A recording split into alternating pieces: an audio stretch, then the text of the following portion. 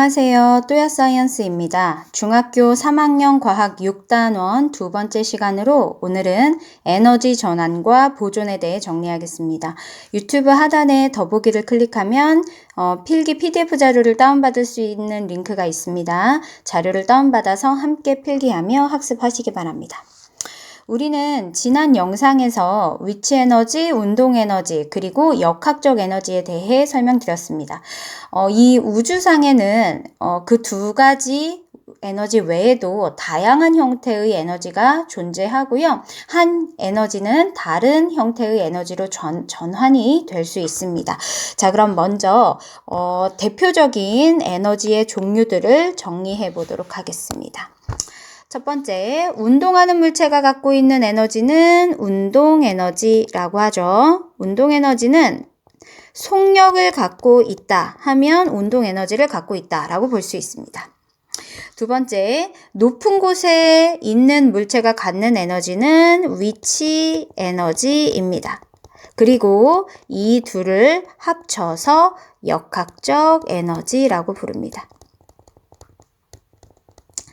세 번째, 물체에서 발생한 진동은 매질인 공기를 통해서 공기를 진동시키면서 귀까지 전달이 되거든요. 이때 공기를 통해 전달되는 파동 형태의 에너지, 이것이 소리 에너지입니다.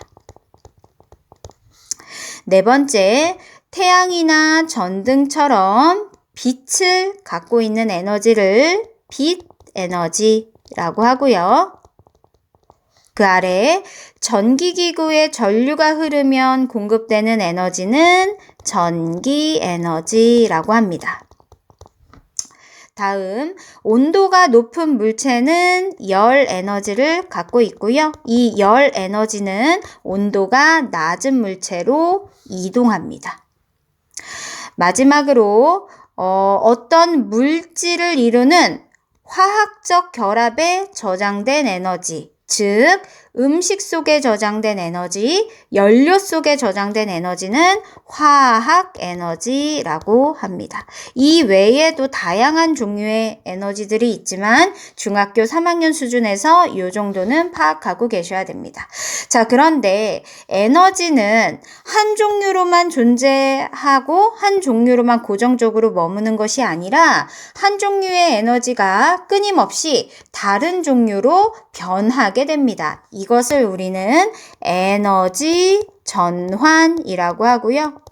이렇게 에너지가 전환될 때 어떤 에너지가 새로 생기거나 사라지지 않습니다. 새로 생긴다면 에너지 양이 늘 것이고 사라진다면 에너지 양이 줄겠죠. 그런데 그렇지 않기 때문에 전체 에너지 양은 항상 일정하게 보존됩니다. 이것을 우리는 에너지 보존 법칙이라고 합니다.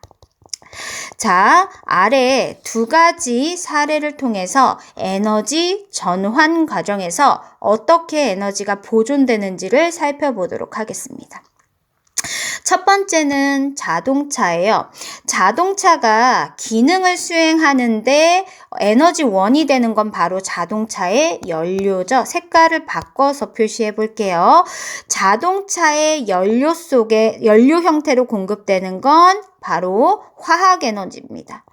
연료 속에 저장된 화학 에너지의 양이 100이라고 가정을 한다면 화학에너지 100%가 차를 움직이는 데 쓰이는 건 아닙니다. 차를 움직이게 하는 에너지는 단 25% 정도만이에요. 즉, 화학에너지, 연료 속 화학에너지의 25%가 운동 에너지로 전환이 된다라고 해석하실 수 있습니다. 사실상 연료로 공급된 화학 에너지의 가장 많은 양은 그냥 소모되어 버립니다. 배기가스로 방출되는 에너지가 40 정도인데요. 배기가스 역시 화학 물질입니다. 그러니까 연료 속 화학 에너지가 또 다른 형태의 화학 에너지로 전환이 되어서 이것은 바깥으로 배출되면서 소모되고 마는 겁니다. 그 외에도 자동차 라이트를 켠다든지 그러면 빛 에너지로 전환된 거겠죠?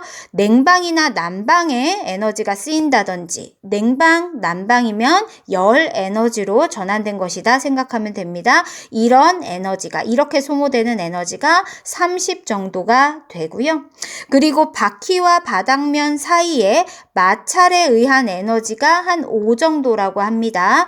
마찰에 의한 에너지는 결국에 바퀴가 바닥과 마찰하면서 소리 에너지가 나올 거고요. 그리고 그 사이에서 열이 발생할 겁니다. 소리 에너지나 열 에너지로 형태로 전환이 돼서 이것 역시 소모되는 에너지라고 볼 수 있습니다. 이렇게 자동차 한 대가 굴러가는 데 있어서도 다양한 형태의 에너지 전환을 살펴볼 수 있고요. 여기서 중요한 것은 연료로 공급된 화학에너지 100은 에너지 전환이 일어난다 하더라도 소모된 에너지까지 다 합치면 40, 30, 5, 25 요걸 다 합치면 결국에 얼마냐? 100이 된다라는 뜻입니다. 이렇게 에너지 전환이 일어나도 에너지가 새로 생기거나 사라지지 않고 그 양이 일정하게 보존됩니다. 이것을 우리는 아까 에너지 보존 법칙이라고 설명드렸습니다. 한 가지 사례를 더 살펴보도록 할게요. 오른쪽에 보면 핸드폰이 있죠. 핸드폰이 기능을 수행하는 데 있어 에너지원은 바로 배터리입니다. 배터리 속에 저장된 화학 에너지 형태로 공급이 되는 건데요.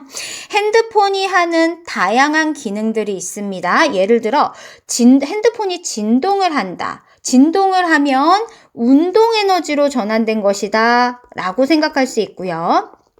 화면이 밝게 빛납니다. 빛 에너지로 전환된 것입니다.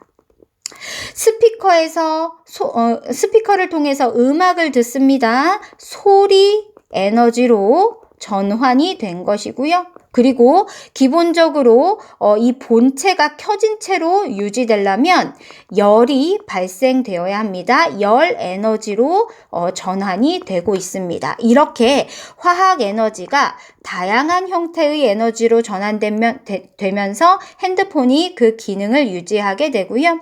배터리가 공급한 화학 에너지를 100으로 봤을 때 이 이외에도 다양한 핸드폰의 기능들이 있겠죠. 모든 기능들에 쓰인 전환된 형태의 에너지를 다 합치면 그 값도 100이 됩니다. 에너지가 전환될 때 그 양은 보존되기 때문이죠. 자, 이제 마지막으로 이 외에 다양한 에너지 전환의 사례들을 살펴보겠습니다. 먼저 선풍기는 그냥 안 돌아가고 뭘 꽂아줘야 되죠? 전기를 꽂아줘야 됩니다. 그러면 전기 에너지가 운동 에너지로 전환이 되면서 팬을 돌려서 선풍기가 가동이 됩니다. 모닥불은 나무나 연료를 태우게 되는 거죠. 나무 속에 들어있는 화학 에너지가 모닥불이 지펴지면 빛도 나고요. 그리고 열도 납니다. 빛 에너지, 열 에너지로 전환된 것입니다. 마이크는 일단 우리의 음성이 들어가는 거잖아요. 소리 에너지를 전기 에너지로 전환하는 장치이고요. 이 전환된 전기 에너지는 스피커까지 연결이 됩니다. 스피커에서는 전기 에너지를 다시 소리 에너지로 전환을 시키게 됩니다. 그리고 다양한 방식으로 전기를 생산하는데 이것을 발전이라고 하죠. 그 중에 풍력 발전은 바람을 이용해서 풍력기를 돌리게 되죠. 운동 에너지를 만들어내는 겁니다. 그리고 그 운동 에너지를 전기 에너지로 전환시키는 발전 방식이다라고 생각하시면 됩니다. 자, 마지막으로 광합성은 녹색 식물이 하는 물질 대사죠. 광합성은 햇빛, 태양의 빛 에너지를 흡수해서 포도당을 생산하는데 이 포도당은 화학 물질입니다. 포도당이라는 물질 속에 저장된 화학 에너지로 빛 에너지를 전환시키는 대표적인 사례입니다. 자, 오늘은 에너지 전환과 보존에 대해서 정리를 하였습니다. 고생하셨습니다.